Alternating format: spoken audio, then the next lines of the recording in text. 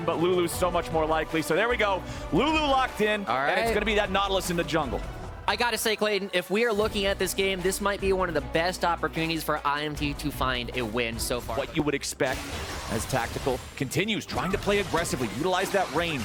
Trade with Turtle here, but Boogie's ready to make an entrance. The dredge line goes out. Remember, there is no flash available on Treats. This should be an easy kill. One more auto attack will do it. The zap, his sidestep. Boogie needs a little bit more damage, and Riptide gets level 5. So gonna have that bit of an advantage here. Boogie gets tagged. Tactical's lagging behind the rest of the team, though. He flashes forward into the enemy jungler as Tactical's putting the damage into Boogie, who may drop Insanity. Insanity jumps in. Fate sealed, and Tactical's down. Boogie is short a drop here in a 1-for-1 trade, but where else is it gonna go? A double kill for Insanity. Already, and Blue, he just committed his ultimate as well. TSM, gotta be careful with Boogie. Okay, Solo's gonna disengage the enemy top laner, while in the bottom, it's TSM having their jungler just get melted here at the very beginning.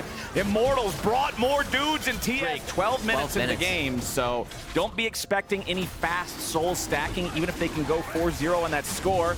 As the dragon is secured, they fired up the map. Because right now, they're going to be taking the Rip Turtle completely uncontested. IFT don't want no smoke, they want Wild Turtle. Wild Turtle trying to step back here a little bit with Chime, having the wild growth. Turtle pops the cleanse, and Tactical bobs his health. This has to feel a little bit good for the IMT bottom lane. I got a fun fact for you, actually, Clayton. What do you got? Did you know that there are only 2 players in this game who have never played for TSM before? This is one of their old bot lanes coming out and taking down their new one. Well, man, they're definitely making a statement down here with this one. 2-1-1 for Tactical, having that plus 35 CS. Dive into mid lane, and Insanity just wipes Balulu off the map. But item spikes, when we're looking at them for Immortals, are about the same level. Insanity going to get some more money in TSM's pockets, bring that up to a little over 1,000. Insanity just going to commit the TP to join back up with the rest of TSM here in the mid lane. Utilize that Herald, knock down the tier 1 there. Treats loses half HP, Insanity disengaging again. TSM are just going to take all 3 turrets at this point, right? They are saying, yeah, go ahead. You already got the first dragon at 12 minutes, and now Solo's got to run for Insanity's ultimate's coming up. Insanity goes in for the Q3. Dredge line brings Boogie up close to him. Wants to pop the ultimate there. The depth charge finds the target. Solo's ready to try to disengage him. Only hits a minion, but he stays alive while the rest of Immortals are able to claim the Drake. 2 Drakes to nothing now for IMT. Ocean Soul is going to be the name of the game here as the map transforms, and Haunter takes... Right, we already know. They want to take these front to back. They want to take these slow fights. They want to slow down Wild Turtle's ability to reset. His teleports come through.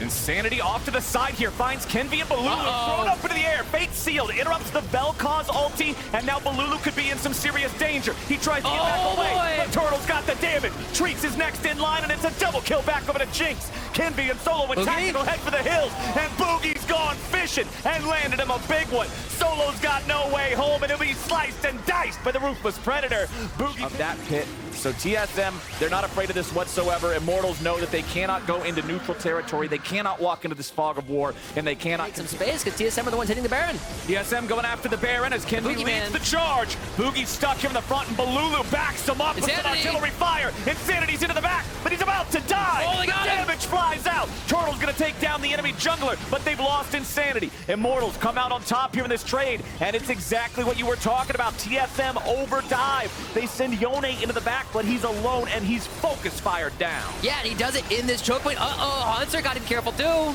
right, he doesn't have to be that careful. All right. They don't have a ton of over-the-wall engage, except for Kenvi's twisted advance, so Boogie can walk away from that one. Insanity shrunk down to half. Nature's Grasp looking forward again. More burst flies out, always aimed at the Yone. Monster looking for a way into the back, but now they've got to be careful still. With Boogie and Insanity both injured, TSM isn't worth setting ourselves back for either. The danger, though, if IMT just allows these dragons to continue going over, is that TSM, we've seen him. He's already hunted. He's hunting for all the different angles. Boogie over the wall. Are we going to see an engage here? They go in after Turtle, but it's only Treats who gets grabbed over the wall. Tactical is safe, and Balulu's ready to provide covering fire. Immortals pick up another down. Baron is so incredibly low, they want to try to burn it and make sure this one drops before TSM's able to contest anything. Keep your eyes on Turtle. The rockets are firing off, and Treats is low. The Baron has still not been brought down. Immortals are scattered. This is not what they need right now, as Haunter is exhausted, but he goes to the back line looking for Balulu. Insanity's found damage onto Kenvi. Haunter drops before he's able to find a valuable kill. They're still out of it the entire time. And so TSM, they do stop the Baron. They get another turret here in the mid lane. Yone continues scaling. It's already almost dead. Immortals is just running into a situation where they're not going to get it done. Kenvi tries to go in for the flash steal, but no, he's all alone. Solo already disengaged for him. You know that's going to be bouncing towards you later on. And these turrets are worth so much money. They're already here. Solo's the only one to defend. This is a bad turn of events for Immortals. They were trying to stay even for so long. Boogie wants to engage here on Tactical. Treats does a good job frontlining. Tactical fires back. Boogie's down to 1/3. Treats got to be careful. You don't want to allow Turtle to get it with the dude at all. They know Solo's the only person who might be able to even breathe in that 1v1. So he'll go up there and try to deal with it. Man, Immortals are in the middle of a TSM sandwich, and they are about to have a bad time.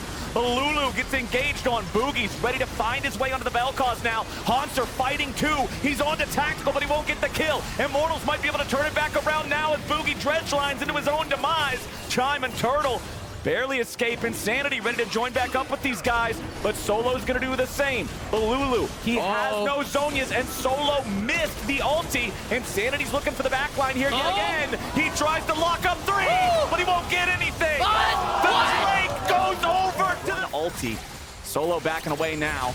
Recognizes more TSM players are heading down, does not want to get caught in the middle of a 1v4. Even for Poppy, that one's pretty tough to deal with. On the far side, we saw a big flank from him before. Insanity, he's grouped up. It's IFT hitting.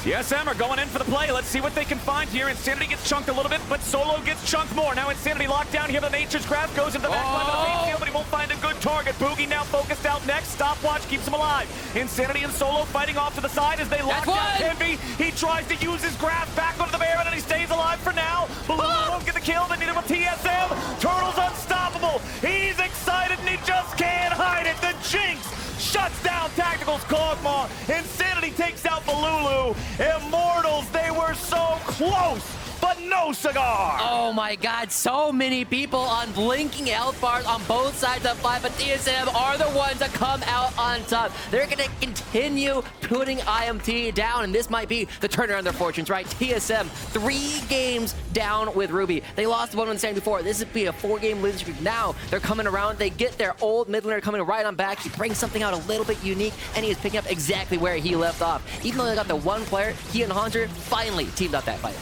TSM should just be able to march this one in now. Solo and Treats do not have the damage to prevent the destruction of this base.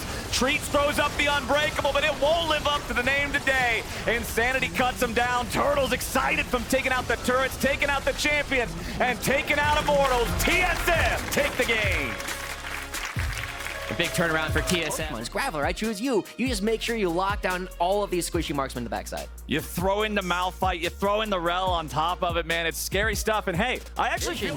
Now Spica has to come down in order to try and make sure that Closer is not here for a game. Exactly. Throw the sapling into the brush, make sure the Poppy's not coming down, and when you see that he's not there, now it's FlyQuest looking to make a move, potentially punish this 100 Thieves freeze angle. Doublelift is low, and Prince is paid. It's first blood over to Ophelio. About it as the Dragon will finally go over to FlyQuest. You pointed it out, Impact has the Gore Drinker completed. Some days still got Bomby Cinder, so that punch through Malphite, and they will really need to get to their 3rd item before they're ready to do so.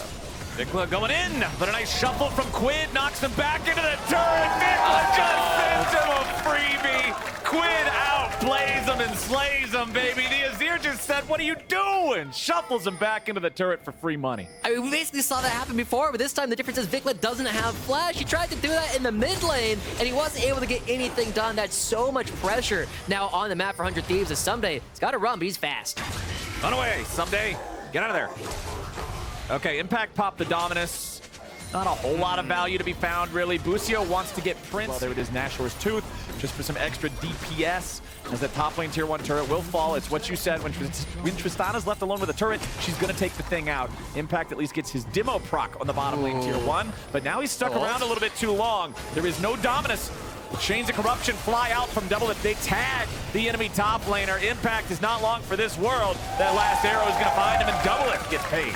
Really clean coming up from 100 Thieves. Great CC layering from Double Lift and Boosty, and I love the fact that they give Someday, you know, a little tap there, right? Just making sure he gets, oh no, they can just line up and go for fights, because FlyQuest Engage is almost entirely put on Vulcan at this point, and he has not had an opportunity to really strut his stuff.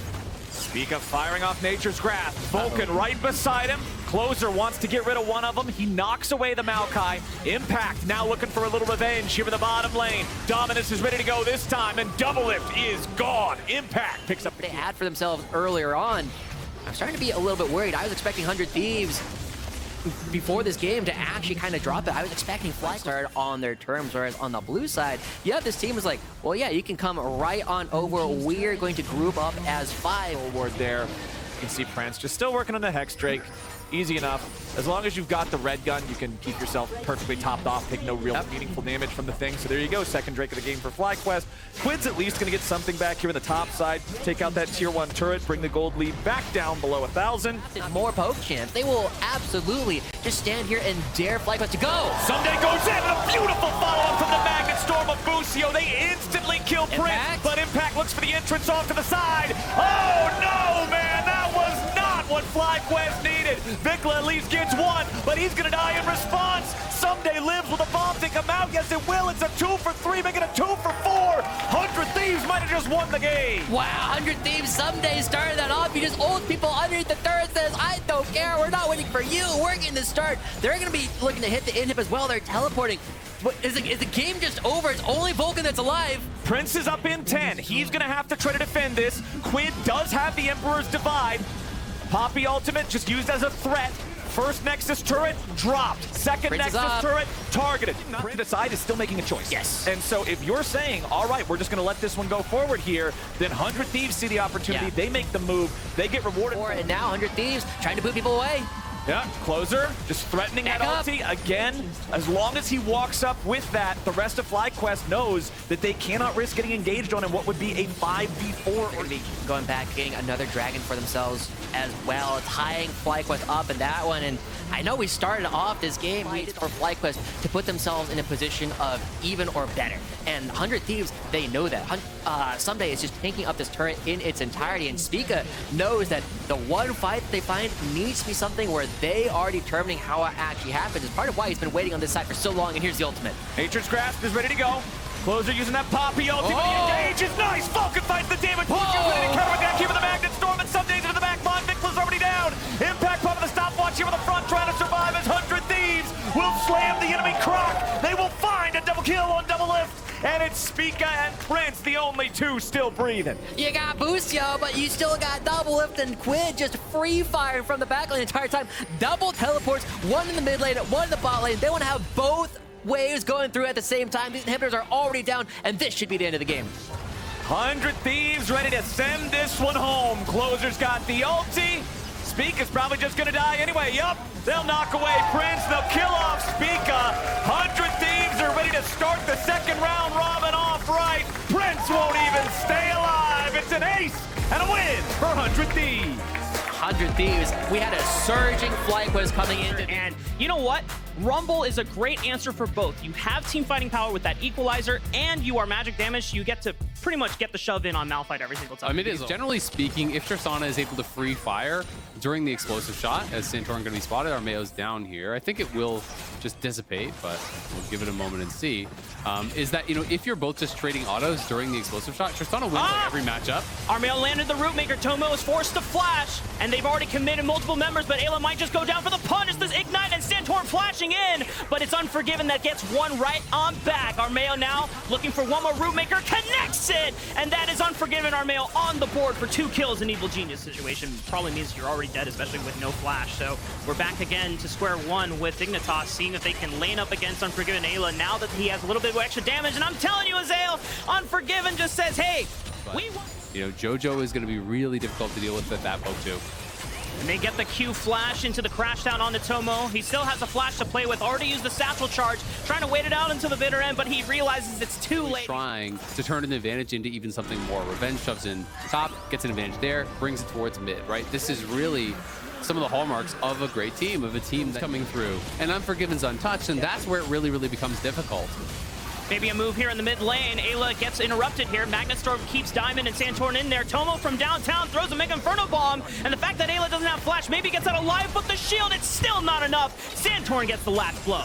Yeah, Santorin has to flash in, though. So unfortunately, Jensen doesn't even get it, and they get the flash with that Iron Shield. Santorin now on the run, and Diamond trying to get out as well. He has a flash, and he's forced to use it right away so he does not fall victim.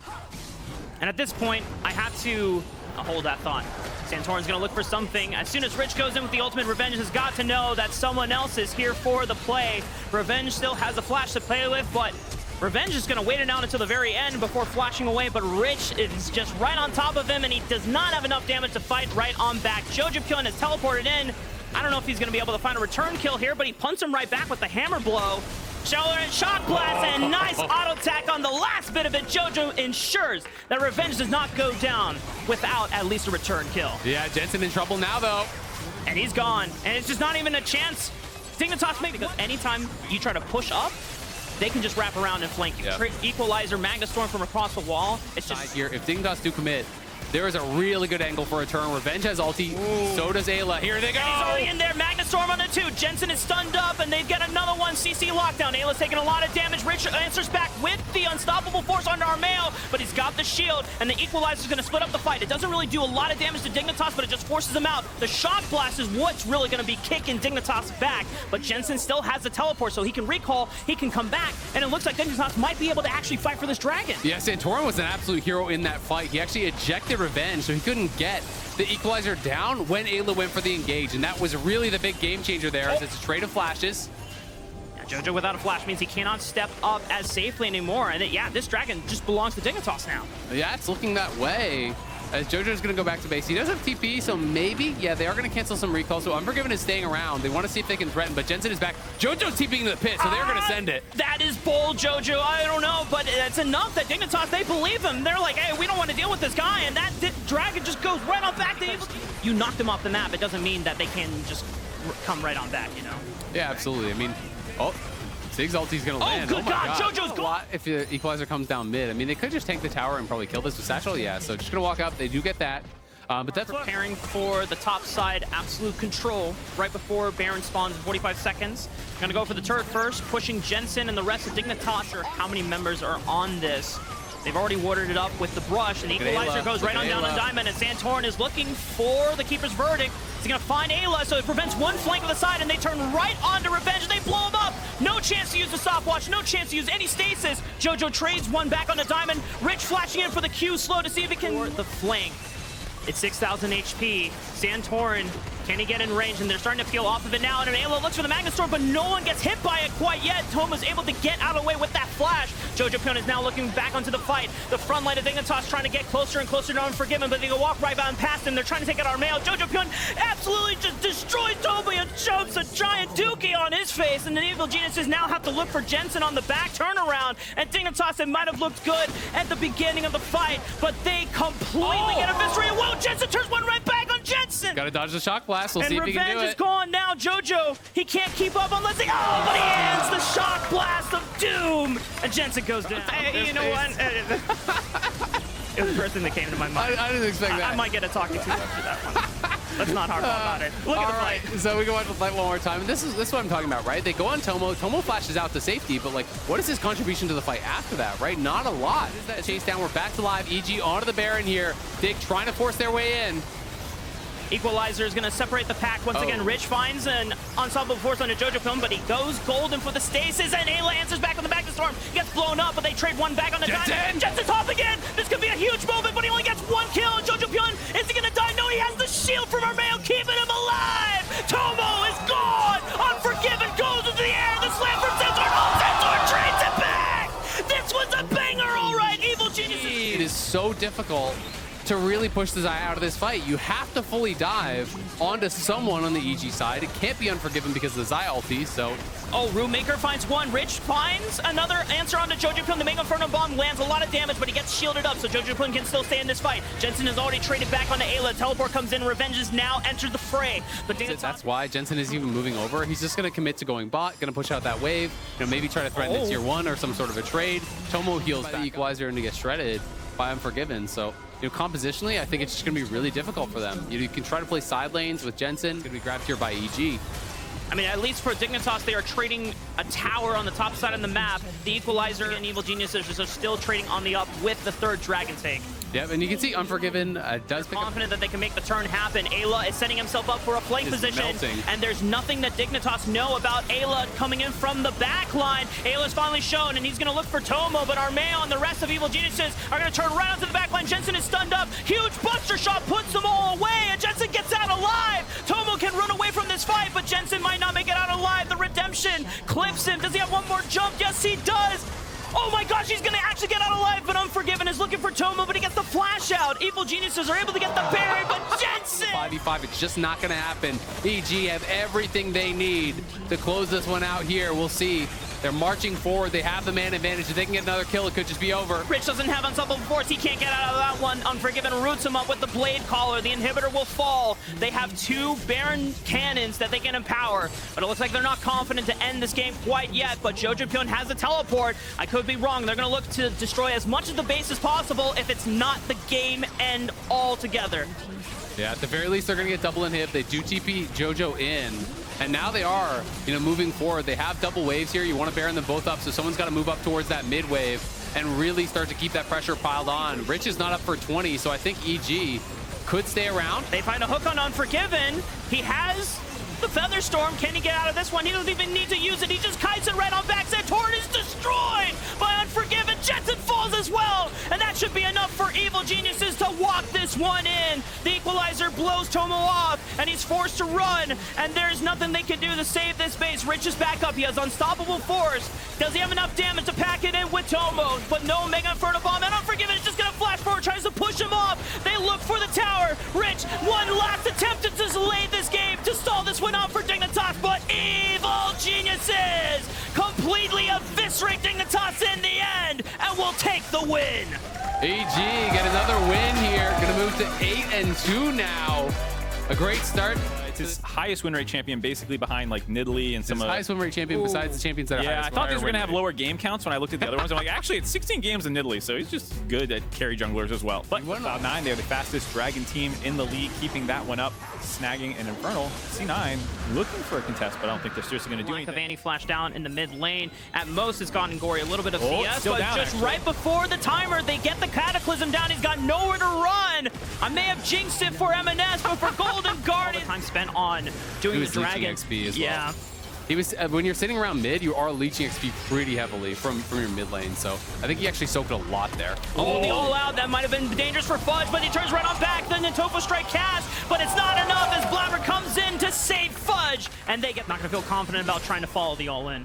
Yeah, not really gonna happen. It was good silence, gets thrown down. River though, up towards top side. Cataclysm on Fudge. They know that his flash is down, and River knows that there's no way out for that crowd. It's mythic, so Golden Guardian's looking really, really good. Yeah, putting the fleet footwork shift to work in mid lane, the fact that you get to get this free wave clear, get this free poke down, and have a little bit more sustain than the Annie. He's been isolated this whole time, up farm, and now grabbing his own turret plates while you make plays on the top side.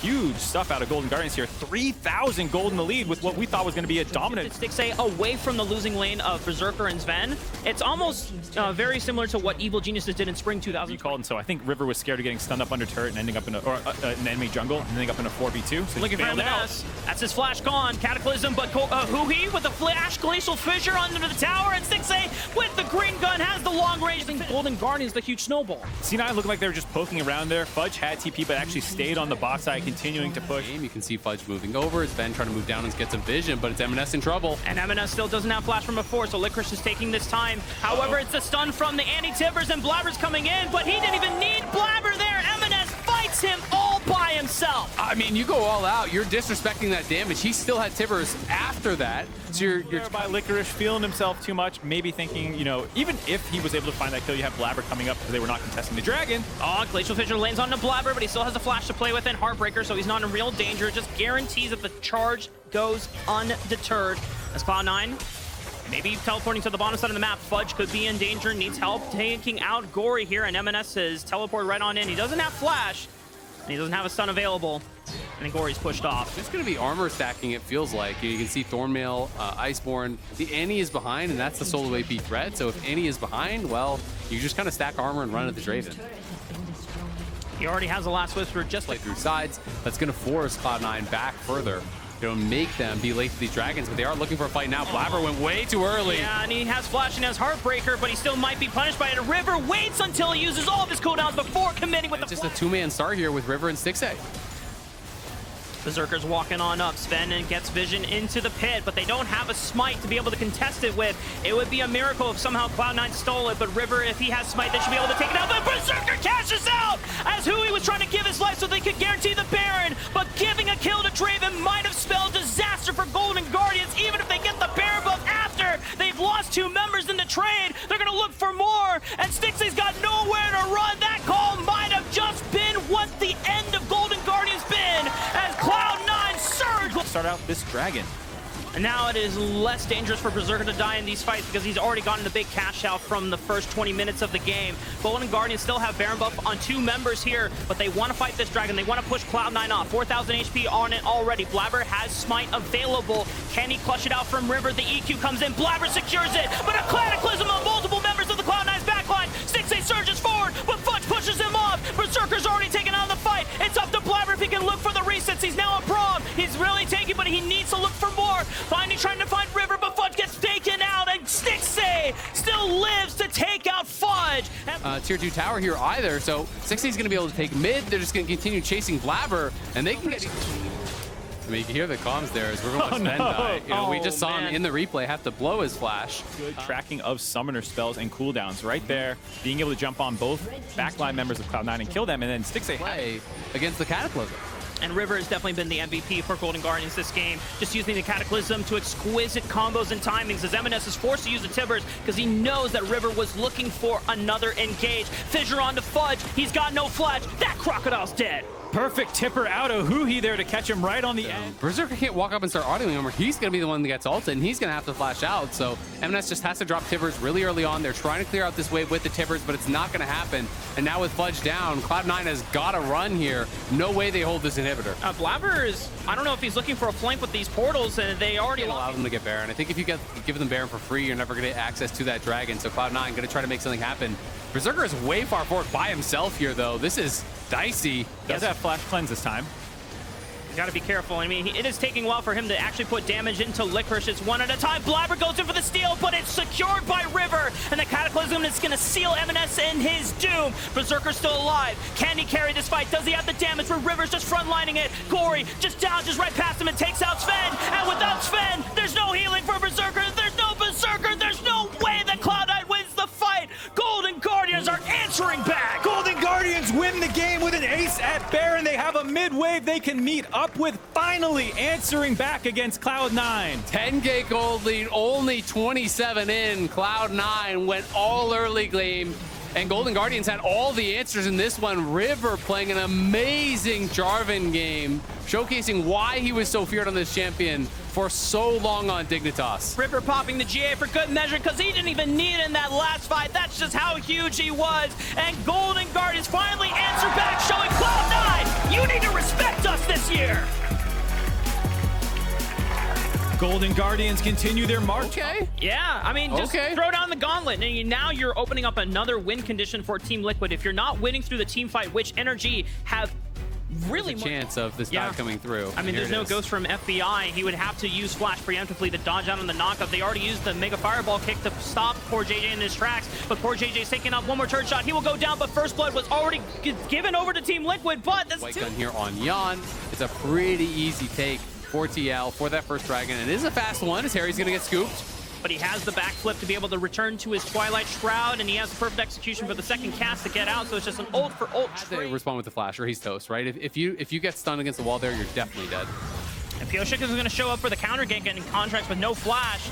Could this be doomed for Contracts here? Core JJ is also here on the roam. The only way out is to go forward onto Harry, but just not enough damage available from the side of Energy. Harry gets the last blow, and TL are on the board again. Great response there from TL. They saw the Contracts forced his flash, and it was a flash trade there with Harry, which in isolation is good, but then they find Contracts. He has no way out. Not very tanky this early on. He's just got the tier 2 boots. They're going to try to look for Harry. Oh, he walks into it. Oh, nice snipe from FBI. Person from Pioshik is not quite up yet, but they're committing the teleport from Harry.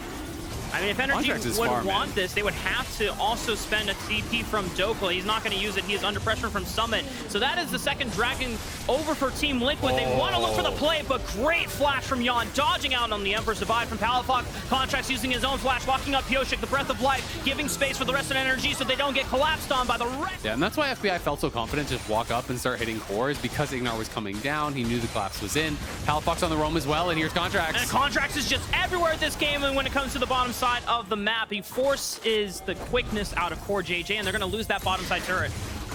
But now we have another top side of the fight here. Pioshik and Summit committing all in on the Dokla. The permafrost, after he already flashes, committing the stun, and that's going to be a kill for Summit. That's really big, because that's that tower going to be going down on that top side. And now it's a race. Can Jinx actually get first turret on bot side, or will Summit be able to finish it off? He is taking his time, so I assume that he knows he's going to win the race. Yeah, it was pretty close, but just wanted to clean up that full wave first. And so that is really, really good here for TL. So much gold now in the pockets of Summit. He already had the Mythic. Now he gets a kill. Big snowball that Team Liquid were really looking for. Summit hasn't taken over the game quite yet with it, but this is now the foundation for where he can start shoving team finding tools built up for success. But Dokla might just be in trouble here. He has no flash from before. He's using the Unbreakable to be able to dodge out on some damage, but it's still not enough. The all-out takes Pioshik over the wall, but it's still some quick timing on the Proto Belt. Dodges the Super Mega Death Rocket. That was actually really slick. The dodge back with that Proto Belt. Would have sucked if he got caught twice like that in the game, so had to dodge that one, was able to do it. But again, no one goes to answer. For all spring split. Well, I think one of the things that also is a big difference maker, you talk about not getting those resources, a lot of it is about how well Pioshik has played, and this game has been largely about him attacking Dokla. Energy are moving down though, but TL again, they buy enough time, Core and Yon threaten the roam, they zone off those Energy in trouble. And I think that's just the contrast overall of why Team Liquid are doing so much better in Summer Split than Spring Split, as they look for a pick and they just blow up Ignar. No contest whatsoever from Energy. Pioshik is just everywhere this game on the Sejuani. To me, he has been the MVP of this one, making that action happen, but Core are going to get grounded. Contracts looks for the keep verdict on the Core JJ, but he still doesn't go down. Harry finds the kill on the Contracts with the perfect execution. Look at FBI, gonna get one more on attack. He's flashing in. Oh no! Oh, it's not enough damage. He couldn't find the entire auto, but Yon found it anyway. I don't know how. It must have been from downtown. It's that bad if you have to group. I do think people kind of over-exaggerate how terrible it can be, but Dokla is tagged, not going to be the target you want, but look at Summon and Core. Watch the flank, and FBI could be the target here. He's able to get away to the left side, but Core JJ hunting him down, but no damage follow-up as now FBI is able to space someone out. Super Mega Death Rock onto the back line. Harry does not get enough damage. Yon tries to step up, but he's forced to Gale Force away because the fight has gone bad for Team Liquid. Energy are able to salvage that one. Yeah, and this is really bad because they could potentially start Baron even. If Dokla TP's back, you just go Baron here.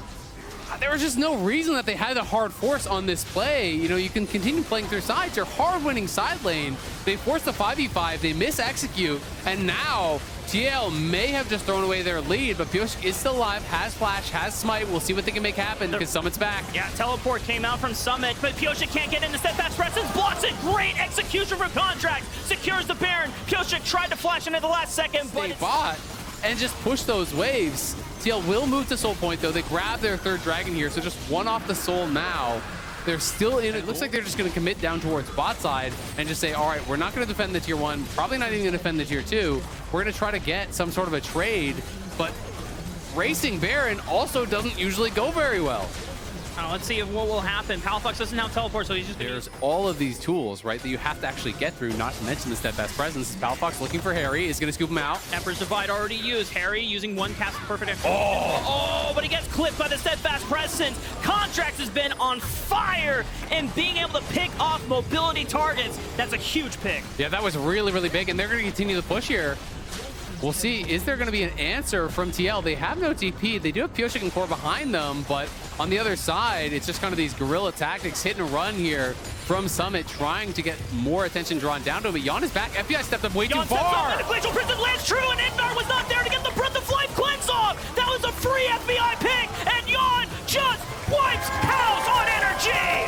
TL come up with a huge triple kill there. You know, a lot of pros do talk about how they try not to pay attention to the standings in the middle of the split, but Pioshik caught out now. This could be a huge pick. He's already used the flash, but they scoop him right on back up. But with Palafox's Emperor's Divide, he's got nowhere to run. They just leave him. Gale Force and Yon is forced to flash away from the Keeper's Verdict. Harry teleports in behind them, but there's nothing to scoop up. But Summit is wrecking house in the base. Yeah, Summit just took down the tower in Palafox's face. If Palafox doesn't have ulti, which he does not, there's not a lot you can do to actually walk up to this guy. It's so risky. FBI will be able to help him secure this dragon, though, as it was a pretty good back and forth. They did force the flash off Yon. Contracts on the chase here. He's gonna try to end the game. I don't know if Palafox can defeat him by himself. And it looks like Team Liquid, they've gotten all they wanted. Summit is able to get one Nexus Tower for free. The rest of the members of Energy were ready to recall, but Summit has pretty much opened up the base, and Summit is going back in. Is he toying with them? Oh my goodness, he just styled on Energy, but Contracts was waiting over the wall. Summit thought he had the play on them, but Energy committed all 5 members. Now Baron is being burned down by Team Liquid. Can they get this out? This could be bad for DL. 3,000 HP, 2,000 HP. Can they be quick? They need to smite it. Where's the smite? Pioshik! Pioshik gets the smite, and Contracts is there. FBI. He's gonna keep Pioshik into the Baron pit. He can't get out. He throws the Glacial Prison, and it keeps FBI away from tagging down multiple members of Team Liquid. Pioshik is lost. But Pioshik saves his AD, and potentially even more if they got that reset. Contracts again! Harry walks up in the blind frog, and he gets punished by Energy. And now Energy, they have 50 seconds before Harry comes up. This could be it. 20 seconds before Pioshik. Yon and Core, they have to divide time from Summit for 5 seconds. Inhibitor is down from Energy. They don't have Baron on their side, but they're going to try and end the game right here, right now. It has to be this moment. Keeper's Verdict winds up, doesn't hit anyone. The Breath of Life, Summit goes golden with the stasis. It's a teleport in. Palafox hits the divide onto Core JJ. And now Team Liquid, they have Pioshik. Glacial Prison is not ready yet. They step up, they lose one Nexus turret. 20 seconds on Harry. Team Liquid are doing everything they can to stall this crash off from Energy. I think they may have bought enough time. We'll see, though. It's getting a bit dicey. 10 seconds on Harry. They're going for the end. Hitting the Nexus circuit. Super Mega Death rocking onto Yon, but he's still healthy enough to fire on back. A lot of damage on the Contracts. He trades on a 1, but Energy hits it open.